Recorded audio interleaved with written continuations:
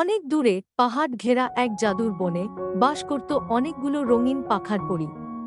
তারা থাকত ফুলে ঢাকা গাছের ডালে, কেউ গোলাপি, কেউ নীল, কেউ সোনালি আলোর মতো ঝলমলে।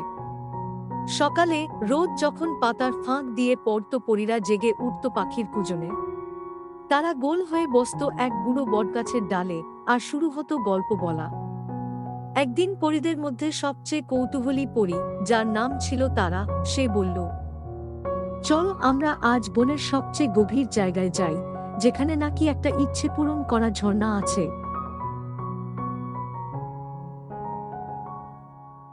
সব পরীরা হেসে উঠল, কেউ বলল ভয় লাগে, কেউ বলল তুমি গল্প বানাচ্ছ, কিন্তু তারা দমল না। পরদিন তারা, মেঘ পরী, জুঁই পরী আর রিমঝিম পরী মিলে রওনা দিল। গাছের পাতা ছুঁয়ে ছুঁয়ে উড়ে গেল তারা একদম বনের গভীরে। অনেক খোঁজে অবশেষে তারা এক আলো ছড়ানো ঝর্ণার খোঁজ পেল। জলে যেন তারা তার নিজের মুখ দেখল না, বরং তার মনের ইচ্ছেটাই যেন ফুটে উঠল। তারা চোখ বন্ধ করে বলল, আমি চাই পৃথিবীর সব শিশুর মুখে থাকুক হাসি।